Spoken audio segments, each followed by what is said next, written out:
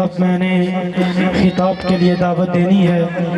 سرزمین شکرگڑھ سے تشریف لائے ہوئے ہمارے مہمان خصوصی خطیب پاکستان حضرت علامہ مولانا صاحبزادہ مفتی غلام مرتضیٰ ساکی صاحب ابھی آپ انشاءاللہ اپنے روحانی علمی وجدانی خطاب سے ہمارے قلوب اذہان کو روشن اور منور فرمائیں گے۔ اگر آپ واقعتاً خطاب سننے کے لیے بیٹھے ہیں تو ایک دفعہ محبت نال آکھو نظر سبحان اللہ۔ سامعین ذی وقار، سیدی اعلیٰ حضرت مجدد دین و ملت کشتہ عشق رسالت امام احمد رضا فاضل بریلوی رحمت اللہ تعالیٰ علیہ، آپ فرماتے ہیں کہ زمین و زمان تمہارے لیے، اس طرح نعرے دا جواب دو کہ مفتی صاحب کی طبیعت راضی ہو جائے۔ نعرہ تکبیر، نعرہ رسالت،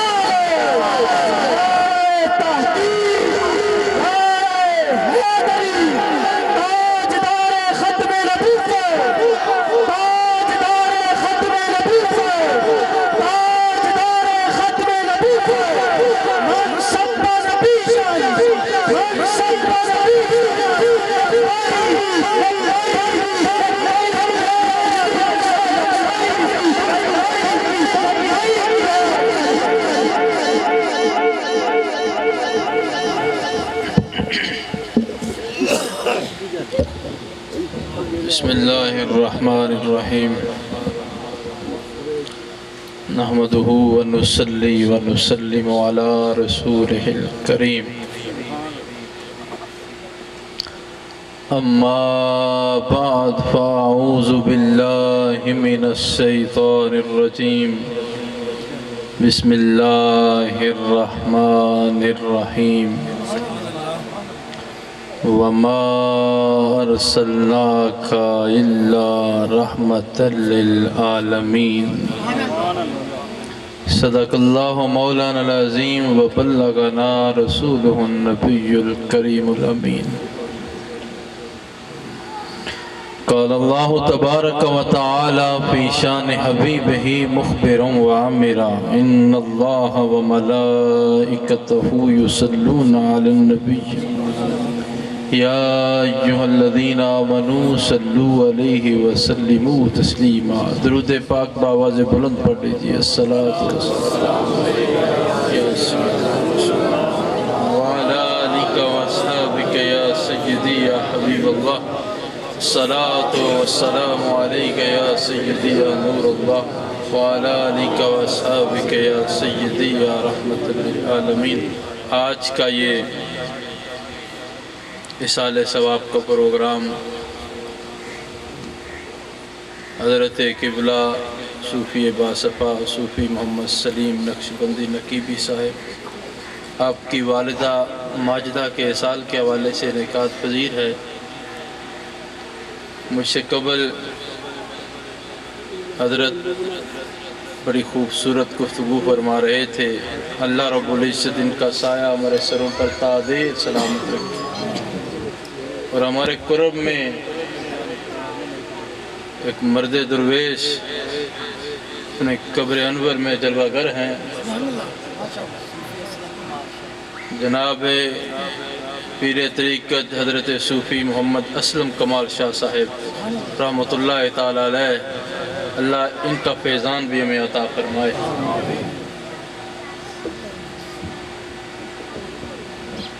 اور اللہ حضرت کی والدہ کی کامل مغفرت فرمائے۔ زیادہ وقت نہیں لوں گا، آپ کا وقت خاصا بیت چکا ہے۔ کامل انسان وہی ہے جو اس کی رضا پہ راضی ہو جاتا ہے، اس کی رضا پہ، بولیے سارے، اس کی رضا پہ۔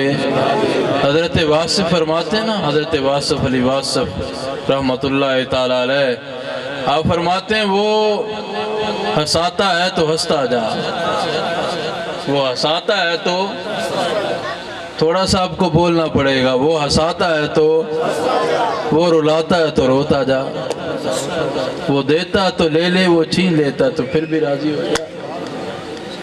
تو ہر حال میں بندہ وہ ہے جو ہر حال میں اس کی رضا پہ اونچا بولیے، ہر حال میں اس کی رضا پہ راضی ہو جاتا ہے۔ وہ کہتا ہے مولا تو جس حال میں رکھے میں تیری رضا پہ راضی ہوں، میں تیری رضا پہ۔ کر کیا سکتا ہے بندہ اگر اس کی رضا پر راضی نہ رہے تو؟ مثلا حسد ایک بہت بری لعنت ہے۔ کب آتا ہے حاسد؟ بندہ کب بنتا ہے؟ جب بندہ اس کی رضا پہ راضی نہیں رہتا۔ جب بندہ اس کی رضا پہ، تو کیا بن جاتا ہے؟ حاسد۔ اور حضور فرماتے ہیں حسد عملوں کو ایسے کھا جاتا ہے جیسے لکڑیوں کو آگ جلا کے راکھ کر دیتا ہے۔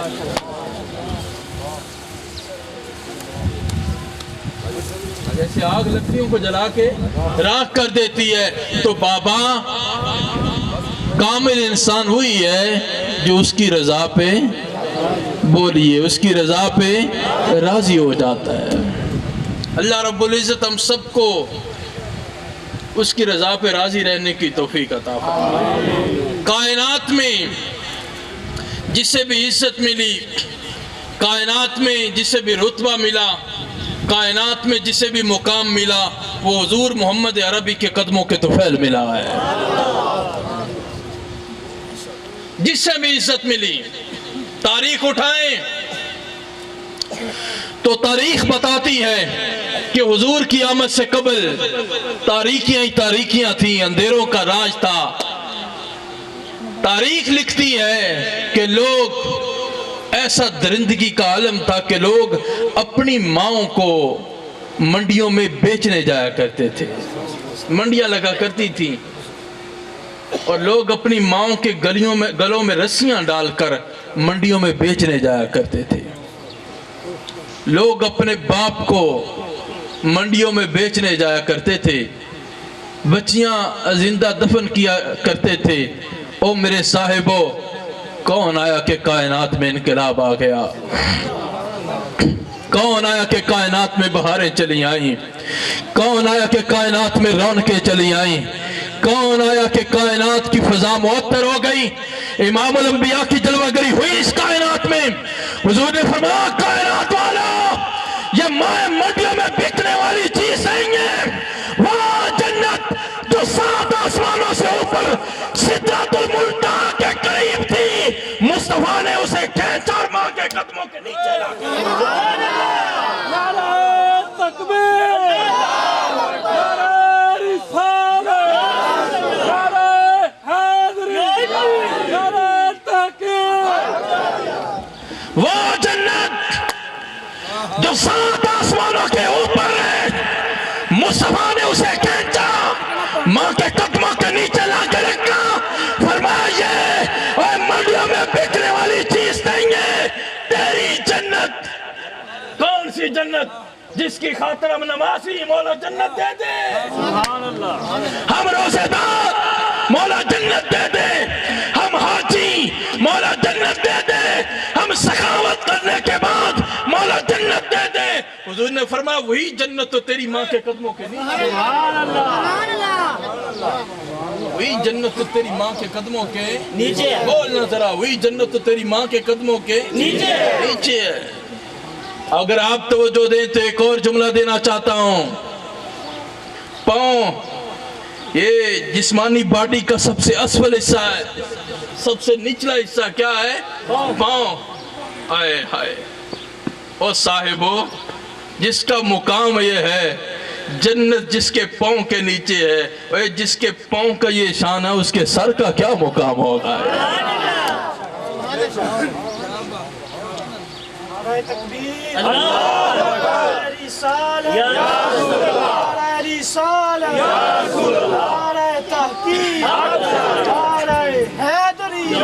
اے جس کے پاؤں کا یہ شان ہے، اس کے سر کا کیا مقام ہوگا؟ او میرے صاحبو، آج یہ مسلمانوں کے گھروں کی بات کر رہا ہوں۔ آج یہ 12 ربیع الاول کے ماہ میں لاکھوں روپے کروڑوں روپے لگا کے محفل میلاد کروانے والوں کے گھروں کی بات کر رہا ہوں۔ آج ہم نعرہ لگاتے ہیں غلامی رسول میں موت بھی قبول ہے، جو ہو نہ اس کے مصطفیٰ تو زندگی فضول ہے. آج انہی لوگوں کے گھروں میں مائیں پریشان ہیں. میں بڑی توجہ چاہوں گا. مائیں ذلت و رسوائی کی زندگی گزار رہی ہیں. بیٹا چوک میں کھڑے ہو کے کہتا ہے مجھے نمازی بولو, مجھے روزے دار بولو, مجھے حاجی بولو, مجھے عاشق رسول بولو, میں محفل میلاد کرواتا ہوں. مجھے عاشق رسول بولو, واللہ باللہ کلام اگر تیرے والدین تجھ پہ راضی نہیں ہیں, میں منبر رسول پہ بیٹھ کر اعلان کرتا ہوں نہ تیری نماز قبول ہے, نہ تیرا روزہ قبول ہے, نہ تیرا حج اور تیری زکوٰۃ قبول ہے. مائیں پریشان ہیں. ماؤں کے گھروں میں آنکھوں میں آنسو ٹپک رہے ہیں اولاد کی وجہ سے. ایک صحابی رسول نے عرض کی تھی, یا رسول اللہ قیامت کب آئے گی, قیامت کب آئے گی؟ امام الانبیاء نے بولا تھا, حضور نے فرمایا جب مائیں ذلیل ہو جائیں گی.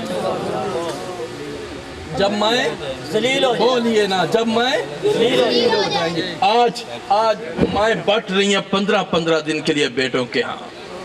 مسلمانوں کی بات کر رہا ہوں, نمازیوں کی بات کر رہا ہوں, روزے داروں کی بات کر رہا ہوں. بیٹا 16واں دن چڑھنے نہیں دیتا, وہ کہتا ماں اب اس کی باری ہے, اب اس کی باری. یہ ہم مسلمان ہیں, یہ ہم عاشق رسول ہیں, یہ ہم غلام مصطفیٰ ہیں. مائیں بٹ رہی ہیں, ماں کے کپڑے پھٹے ہوئے ہیں, اس کے پاس عید والے دن کپڑے اسے میسر نہیں ہیں. وہ عید کا دن بھی سارا رو رو کے گزار دیتی ہے کہ میرا بیٹا مجھ سے ملنے آئے. وہ بدبخت ماں سے نہیں ملنے آتا, ماں سارا دن رو کے گزار دیتی ہے. بتاؤ اس کی نماز بھی اس کے کام آئے گی, اس کا روزہ بھی اس کے کام آئے گا. صاحبو, ہمیں بدلنا ہوگا اپنی زندگیوں کو. ہم کسی اور جانب چل پڑے ہیں یار. نہیں, مائیں ناراض ہیں اور بیٹے سے کہو تیری ماں ہے یار, سلو کر لے. وہ آگے سے کہتا ہے میری غلطی کوئی نہیں ہے جی, میں ماں سے کیسے, میری غلطی کوئی نہیں ہے. آپ نے نہیں سنا یہ جملے, تیرا باپ ہے یار معافی مانگ لے. وہ کہتا میری غلطی کوئی نہیں, ابے دی غلطی ہوئے گی تو میں کہ معافی مانگا ابے کو لو. آج بوڑھے باپ کی چارپائی ہم نے اٹھا کر بھینسوں والے کمرے میں رکھ دیا ہے. یہ نمازیوں کے بات ہے, یہ روزے داروں کی بات کر رہا ہوں, یہ حاجیوں کی, یہ سخیوں کی بات کر رہا ہوں. باپ کے لیے گھر میں ایک کمرہ میسر نہیں ہے کہ چارپائی لیٹ کے بچھا کے وہاں پہ لیٹ سکے. ہم کیا ہیں, ہم کون سی زندگی جی رہے ہیں, کس منہ سے جاتے ہیں مسجد میں یار. خدا نے تو فرما دیا تھا, خدا نے فرمایا تیرے رب کی رضا تیرے باپ کی رضا میں ہے. اور بدبخت باپ کو گالی بک کے اے مسجد میں کس منہ سے جاتے ہو, تیرا خدا کوئی اور ہے؟ سبحان اللہ, سبحان اللہ. خدا تو ایک ہی ہے نا, وہ وحدہ لا شریک ہے. وہ کہتا ہے میں تب راضی ہوں گا جب تیرا باپ تجھ پہ بول سکتے ہیں آپ, تیرا باپ تجھ پہ نہیں, اونچا بولیے, تیرا باپ تجھ پہ. باپ راضی نہیں ہے, مسجد میں کون سے خدا کو راضی کرنے جا رہے ہیں؟ وہ کہتا ہے پہلے گھر جا, وہ تو کہتا ہے پہلے گھر جا, باپ کو راضی کر کے آ. باپ کو بولیے نا, باپ کو راضی کر کے آ. معافی چاہتا ہوں کیونکہ میں بھی پیروں کا ماننے والا ہوں, ایک پیر طریقت کا بیٹا ہوں. حضرت نوشاہی سلسلے کے چشم و چراغ ہیں. اب سارے صاحب نسبت لوگ بیٹھے ہیں, ہم دور دور سفر کر کے جاتے ہیں پیران وسام کے پاس. کیا کروانے کے لیے؟ حضرت جی دعا کر دیں. کیا کر دیں؟ دعا نہیں بولیے گا, حضرت جی دعا کر دیں. ہائے ہائے, تو جدی رب موڑ دا ہی نہیں یار, جدی رب موڑ دا ہی نہیں. کدی ہو دے بھی پیر جمعے ہوں تے دسو یار, پھر اسی کی ناراض تو نہیں ہو رہے. ایک باری ڈٹ کیا کو نظر سبحان اللہ. حضور فرماتے ہیں اس کی رب موڑتا ہی نہیں ہے, ماں کی رب نہیں. بولو نا یار, جس میں غرض نہیں ہے, طمع نہیں ہے, لال. دیکھنا میں دور سے آیا ہوں, میں ساری کائنات کا گندہ ترین انسان ہوں, آپ کتنے عظیم لوگ ہیں. میرے اندر تما ہو سکتی ہے، لالچ ہو، لاکھ کہوں میں بغیر تما کے حضرت کے بلانے پہ آ گیا ہوں، انسانی فطرت ہے نا، میرے اندر تما بھی ہوگی، ہرس بھی ہوگا، لالچ بھی ہوگا، کرسی پہ بیٹھا ہوں، مجھے تقریر کے لیے بلایا گیا، مجھے آپ بغیر ہرس کے بیٹھے ہوئے ہیں، بغیر لالچ کے بیٹھے ہوئے، مجھ سے تو آپ عظیم ہی ہیں نا، مجھ سے تو آپ عظیم ہی ہیں نا، اور دور دور سفر کر کے جاتے ہیں، حضرت جی دعا کر دیں، پتہ نہیں رب قبول کرے یا نہ کرے، جس کے بارے میں حضور نے فرمایا اس کے رب موڑتا ہی نہیں، کبھی اس کے سامنے ہاتھ بھی جوڑنا یار، کبھی اس کے پاؤں چوم، کبھی اس کے سامنے ہاتھ جوڑ کے کھڑا ہو جاؤ، اور وہ باپ جس کی رضا میں رب کی رضا ہے، کبھی اس کے سامنے ہاتھ جوڑ کے کھڑا ہو جاؤ، باجی مشکل ہے، کام نہیں بن رہا، دعا کر دیجئے، خدا کی قسم اگر تو خلوص سے نیت کے ساتھ باپ کے سامنے اور ماں کے سامنے ہاتھ جوڑ کے کھڑے ہو جائے گا، میں پر یقین سے کہتا ہوں، اے ماں اور باپ کے ہاتھ نیچے آنے سے پہلے اللہ ان کی دعا کو تیرے حق میں قبول کر دے۔ کیا حضور نے نہیں فرمایا تھا؟ نعرہ تکبیر، کیا حضور نے نہیں فرمایا تھا کہ وہ لوگ جن کی دعائیں اللہ جلد سن لیتا ہے، ان میں سے ایک ماں بھی ہے جب اولاد کے بارے میں دعا کرتی ہے اللہ بڑی جلدی سن لیتا ہے، اللہ بڑی نہیں بولیے نا، اللہ بڑی ایک ہوتا سن لینا، توجہ کیجئے گا، میں بس ایک دو باتیں اور آپ سے کرنی ہے لیکن آپ سے مخاطب ہوں اور توجہ چاہوں گا، ایک ہوتا سنتے اللہ سن لیتا ہے، حضور نے فرمایا اللہ بڑی جلدی سن لیتا ہے، اللہ بڑی جلدی بولنا، اللہ بڑی اے اس کو گالی بک کے پیر کے پاس جاتا ہے، شرم نہیں آتی؟ باپ کو گھر سے دھکے دے کر نکال دیا، مائیں در بدر کی ٹھوکریں کھا رہی ہیں، مجھے معاف کرنا آپ لوگ، ماں کے پاس دو وقت کے لیے روٹی کھانے کے لیے میسر نہیں ہے، دو وقت کی، وہ 5 بیٹوں کو چھوڑ کر بیٹیوں کا سہارا ڈھونڈ رہی ہے، چونکہ بیٹیاں وہ جنہیں ہم نے نکال دیا دھکے دے کے، جا زمین چاہیے ہمارے گھر سے نکل جا، ہم نہیں دے سکتے تجھے زمین، پھر جب تو اپنے ماں اور باپ کو نکال دیتا ہے دھکے مار کے، پھر وہ اسی بیٹی کا سہارا ڈھونڈتی ہے جسے ہم نے گھر سے نکال دیا ہے، جسے ہم نے گھر سے بولیے، جسے ہم نے گھر سے نکال دیا ہے، یار جن سے دعائیں لینی تھی انہیں گالیاں بک رہے ہیں۔ حضرت انس بن مالک رضی اللہ تعالیٰ عنہ حدیث پاک پیش کرتا ہوں، اللہ ان کی کیسے سنتا ہے، آپ فرماتے ہیں حضور کی بارگاہ ہے، بوڑھی اماں دور سے کسی قبیلے سے آئی، نوجوان اس کا بیٹا تھا، بڑا خوبصورت، بڑا حسین و جمیل، حضور کی بارگاہ میں آئے، یا رسول اللہ کلمہ پڑھائیے، حضور نے کلمہ پڑھایا، یا رسول اللہ یہ میرا بیٹا ہے، یہ آپ کے پاس رہا کرے گا، آپ کی نوکری کرے گا، میں آپ کے گھر میں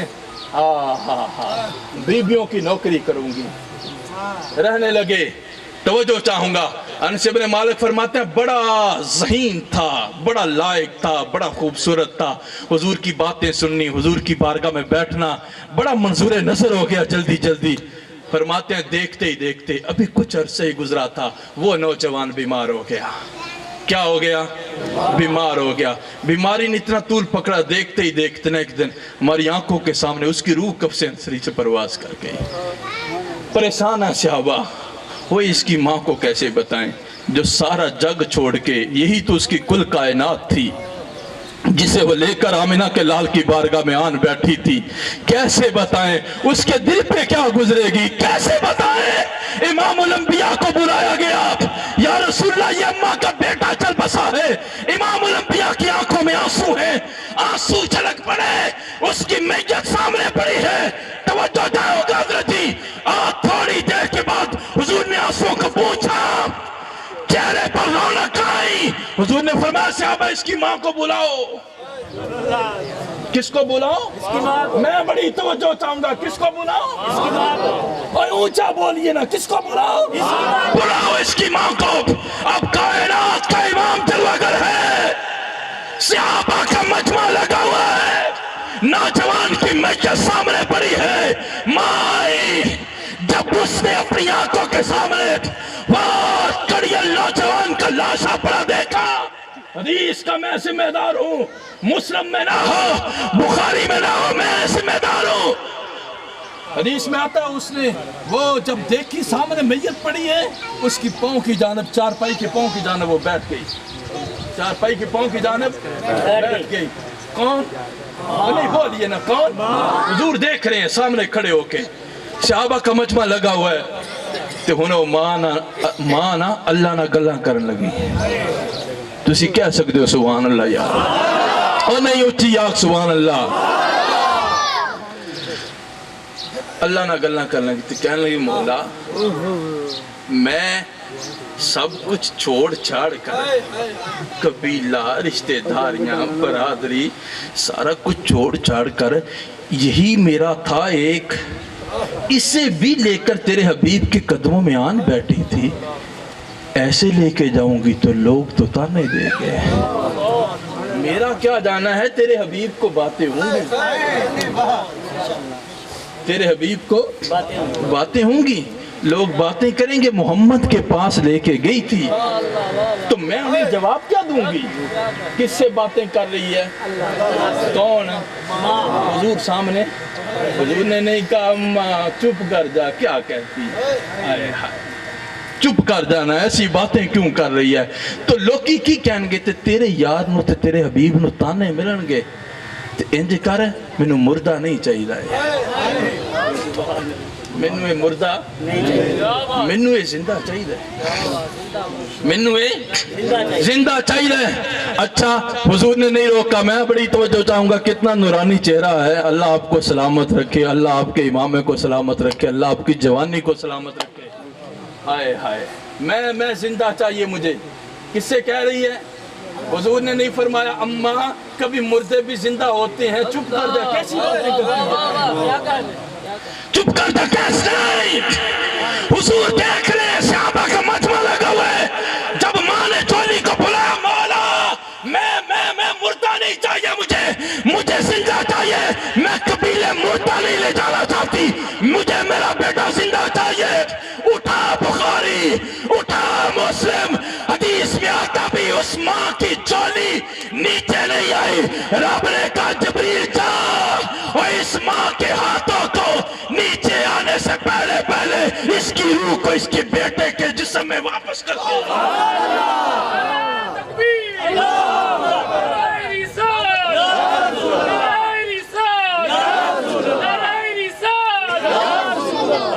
اس کے جسم میں واپس کر کے جبریل آئے، روح واپس لائی گئی، حضور دیکھ رہے ہیں، حضور یہ سارا منظر ہے، جب ماں ہاتھ اٹھا دیتی ہے، ماں اللہ مردہ جسموں میں روحوں کو واپس لوٹاتا ہے،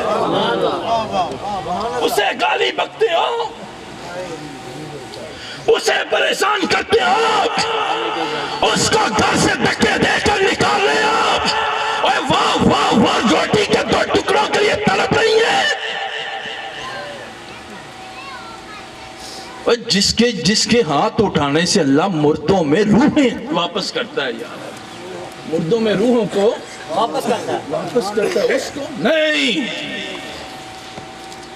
اگر ہم ایسے تو ہم درندے، ہم تو پھر انسان نہیں ہیں بابا، پھر اسلام، پھر ایمان، پھر عشق، تے لمبیاں گلاں نے اے تے تسی پہلے ہی اتلی سیڑھی تے جا بیٹھے ہو، عاشق رسول، ماں راضی نہیں کر سکے تے بنے پھرنے آسی عاشق رسول، کی بنے پھرنے عاشق رسول۔ بابا عشق کیڑا کوئی سوکھی گل ہے، عشق کوئی اڈی سوکھی گل ہے، ہم تو انسان نہیں بنے ابھی۔ حضرت اویس کا نام آیا، قرنی رضی اللہ تعالیٰ عنہ، جن کا نام سن کر بڑے بڑے کتب، بڑے بڑے اولیاء غوث کتب گردنیں جھکا دیتی ہیں، گردنیں جھکا دیتی ہیں، ہائے ہائے، بڑی خدمت کی ماں کی، بڑی خدمت۔ والد کی مرض تھا آپ کی والدہ کو، اور کوئی سہارا